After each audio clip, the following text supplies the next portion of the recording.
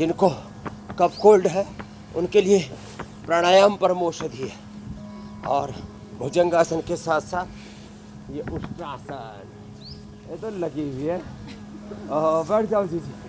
हाँ, खड़ा कर दिया।